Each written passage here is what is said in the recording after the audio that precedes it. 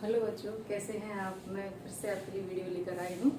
और आज हम जो आपकी प्रश्न बैंक है उसमें अध्याय 3 दिया है, सत्ता के वैकल्पिक केंद्र, और उसका क्वेश्चन नंबर जो 4 नंबर वाले प्रश्न हैं उनको हम हल करेंगे।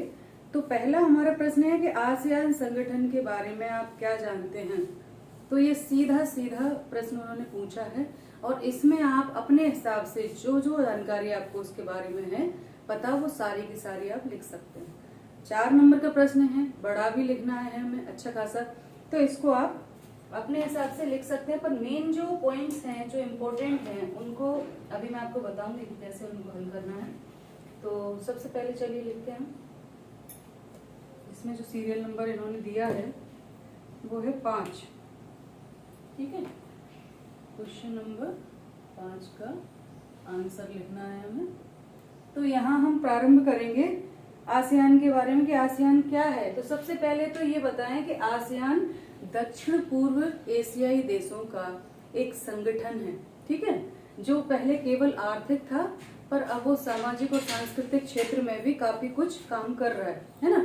तो ऐसी स्थिति में बहुत सारे उसके 3 जो है स्तंभ बाद में उन्होंने बनाए हैं। वो संस्कृति के क्षेत्र में भी, राजनीति में भी थोड़ी थोड़ी रुचि लेने लगे हैं।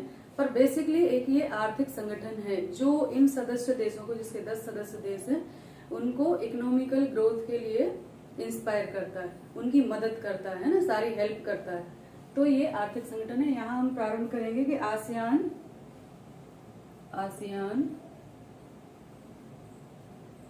शॉर्ट में लिख रही हूँ मैं, दक्षिण पूर्व एशियाई देशों का, आप इसको आर्थिक ही लिख देना। ठीक है, आर्थिक संगठन है। ठीक है, और आगे इसमें लिखेंगे 1967 में, 1967 में जो 5 देश थे उन्होंने इसकी स्थापना की थी। बाद में 5 और जुड़े, तो जो 5 देश हैं उनको हम लिखेंगे 1967 में इस क्षेत्र के 5 देशों, और फिर उनके हम नाम लिख देंगे। कौन कौन था उस समय था इंडोनेशिया,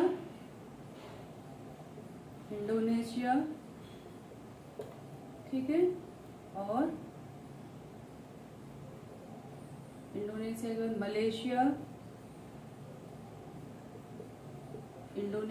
मलेशिया, और फिलीपींस, सिंगापुर,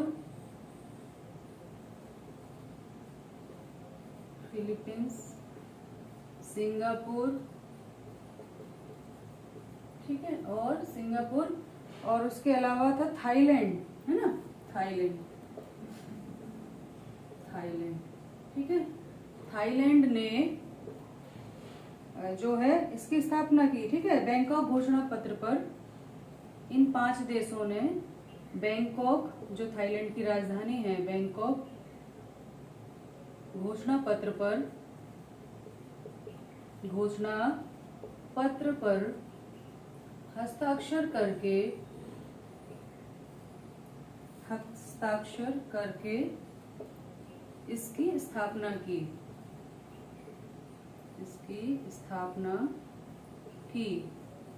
बाद में 5 देश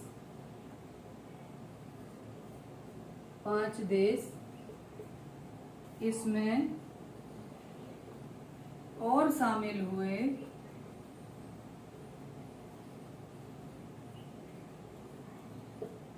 अब इसकी सदस्य संख्या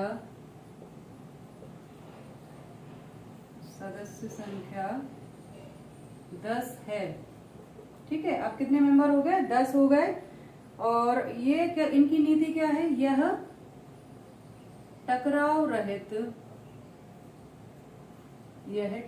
रहित जो है सहयोगात्मक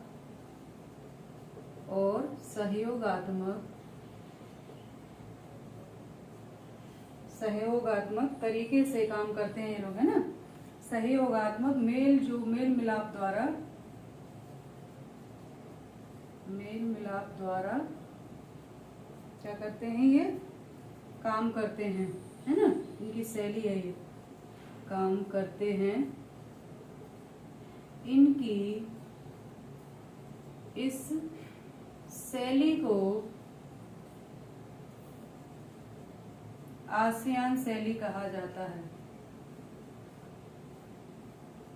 आसियान शैली कहा जाता है। ठीक है, अब यहाँ प्रश्न देखिए, अगर कभी तोड़े हम तो कितने सारे हैं। अभी पूछा था कि आसियान का पूरा नाम बताइए, तो आप यहाँ लिख सकते हो आसियान दक्षिण पूर्व एशियाई संगठन है। संगठन और जोड़ देंगे तो ये प्रश्न हो जाएगा। इसकी स्थापना कब हुई, संगठन ये लिखा ही है। ठीक है, बस इसमें से ये हटा दो आप देशों का, तो आसियान दक्षिण पूर्व एशियाई संगठन है। ठीक है, पूरा नाम इसका। और ये क्या है, ये कोई पूछे वो आसियान जो है कैसा संगठन है, तो आप कह सकते हैं आर्थिक संगठन है। ठीक है, उसके बाद कोई पूछे कि इसमें कितने सारे प्रश्न बन गए एक ही उसमें, इसमें कितने देश हैं या कितने देशों ने, ऐसे कब इसकी स्थापना हुई, तो 1967 में हुई। कितने देशों ने इसकी स्थापना, प्रारंभिक सदस्य हैं तो 5 देश हैं। कुल कितने सदस्य हैं, तो 10 हैं टोटल।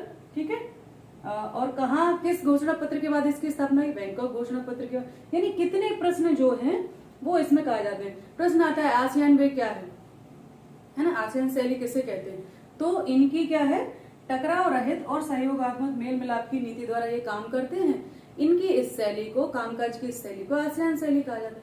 यानी इसमें कम से कम 5-6 प्रश्न, 7 प्रश्न बन गए हैं छोटे छोटे। तो आपने अगर ये ऐसे प्रश्न तैयार कर लिया तो आप उसमें से बहुत सारे शॉर्ट क्वेश्चन या आपके खाली स्थान में आ जाएं या आपके जोड़ियों में कहीं भी कोई भी पूछ ले तो आप उसको आसानी से हल कर सकते हैं। पर बात यह है कि हम इम्पोर्टेंट चीजें उनके बारे में हमें पता होना चाहिए। ठीक है, कब स्थापना हुई, कौन सदस्य देश थे, टोटल कितने मेंबर हैं, क्या काम करते हैं, ये सारी चीजें। ठीक है, तो ये अभी मिटाना पड़ेगा हमें, क्योंकि आगे और भी ले चलते हैं, इसमें और जोड़ना है, क्योंकि बड़ा प्रश्न लिखना है तो इसमें और भी जोड़ना पड़ेगा।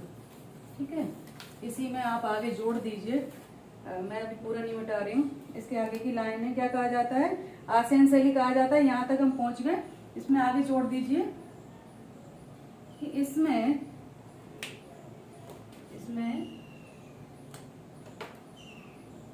जो है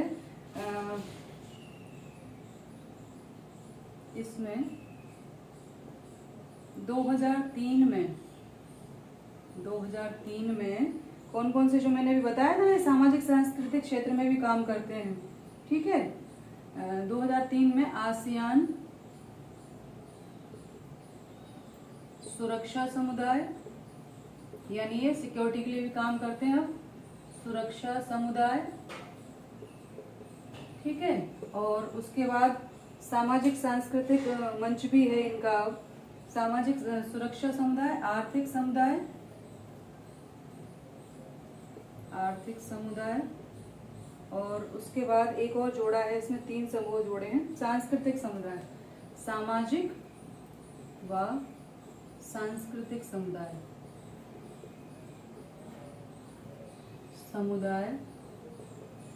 नाम के 2003 में, इसमें 2003 में आसियान सुरक्षा समुदाय, आर्थिक समुदाय, सामाजिक सांस्कृतिक समुदाय नाम के 3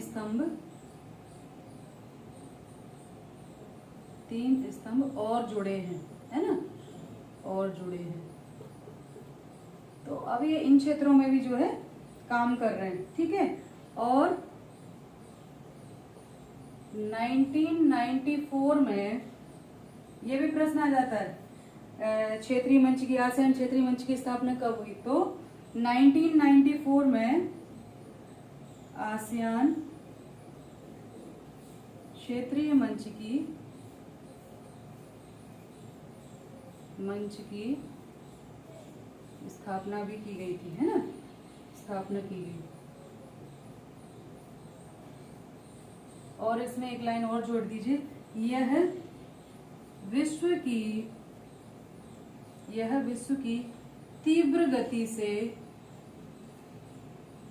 गति से आगे बढ़ने वाली आगे बढ़ने वाली या बढ़ने वाला एक आर्थिक संगठन है। ठीक है, तो क्या क्या हुआ 1967 में 5 देशों ने इस क्षेत्र के जो देश थे उन्होंने स्थापना की। बाद में 5 और जोड़े तो कुल 10 हो गए। आर्थिक समुदाय है 1994 में क्षेत्रीय आर्थिक मंच की स्थापना हुई और 2003 में जो है इसमें 3 स्तंभ और जोड़े। सामाजिक सुरक्षा परिषद, सुरक्षा समुदाय है, सामाजिक सांस्कृतिक समुदाय है, आर्थिक समुदाय है और ये विश्व की बहुत तीव्र गति से विकास करने वाली अर्थव्यवस्था के रूप में काम कर रहे हैं ये देश। तो इस प्रकार से ये जो चीजें हैं इसको आप कैसे लिख सकते हैं एक साथ कड़ी के रूप में जोड़ के, और उनको अगर अलग अलग करेंगे तो बहुत सारे प्रश्न आपको निकल के आ जाएंगे। तो इसी तरह से हमें तैयारी करनी चाहिए। और अगला जो प्रश्न है वो भी हम करेंगे। ये आसान किसे कहते हैं, तो मुझे लगता है कि अगर आपने पिछला देखा नहीं होगा तो भी आप आराम से इसको हल कर सकते हैं, है ना। अब हम प्रश्न नंबर 6 है उसको भी करेंगे। बहुत डिटेल में नहीं बता रही हूँ क्योंकि पहले ही हम लोग करवा चुके हैं ये सब चीजें। अब जो लास्ट में शॉर्ट और इम्पोर्टेंट चीजें हैं उनको मैं जोड़ रही हूँ। बाकी इसमें आप और भी जोड़ सकते हैं और भी ऐड कर सकते हैं अपनी तरफ से।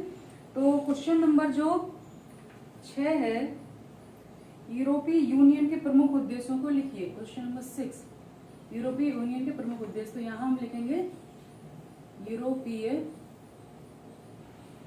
यूनियन के प्रमुख उद्देश्य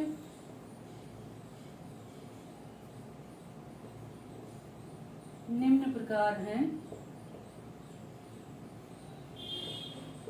ठीक है, अब हमने पहले पढ़ चुके हैं कि यूरोपीय यूनियन क्या है। तो ये यूरोपीय देशों का ये भी आर्थिक संगठन था जो अब एक बहुत बड़ा राजनीतिक संगठन के रूप में भी, सामाजिक सांस्कृतिक संगठन के रूप में भी काम कर रहा है, सुरक्षा संगठन के रूप में भी। तो ये बहुत सारे काम कर रहा है। शुरुआत इसकी आर्थिक रूप से हुई थी। क्यों हुई थी? क्योंकि द्वितीय विश्व युद्ध के बाद जो यूरोपीय देश थे वो पूरे ध्वस्त हो गए थे। जो विजित प्रदेश थे उनकी भी अर्थव्यवस्था डगमगा गई थी, जो हारे थे वो भी है। दूरी राष्ट्र, मित्र राष्ट्र अभी की जो यूरोपीय कंट्रियां थी उनकी व्यवस्थाएं बिगड़ गई थी। उनका ढांचा, उनका संरचना, सब कुछ जो है पुनर्निर्माण करने की आवश्यकता थी। तो यहाँ पहला उद्देश्य तो हम यही लिख लेंगे कि द्वितीय विश्व युद्ध के बाद यूरोपीय देशों की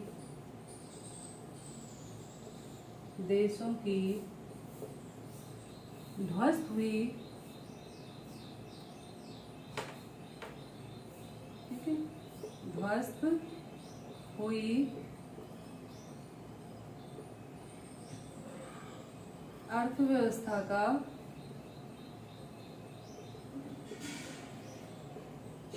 पुनर्निर्माण करना, है ना, पुनर्निर्माण करना। ठीक, पहला उद्देश्य तो ये हो गया इसका। उसके अलावा हम सभी जानते हैं जितने भी ये आर्थिक समुदाय हैं सभी का उद्देश्य है कि इन जो देशों, सदस्य देशों में निर्बाध रूप से व्यापार का संचालन हो, उनका आर्थिक विकास हो, है ना, ये सब उद्देश्य हैं। तो अगला हम इसको यही लिखेंगे, सदस्य राष्ट्रों को एकल के बाजार के रूप में मान्यता देना। सदस्य राष्ट्रों को एकल बाजार के रूप में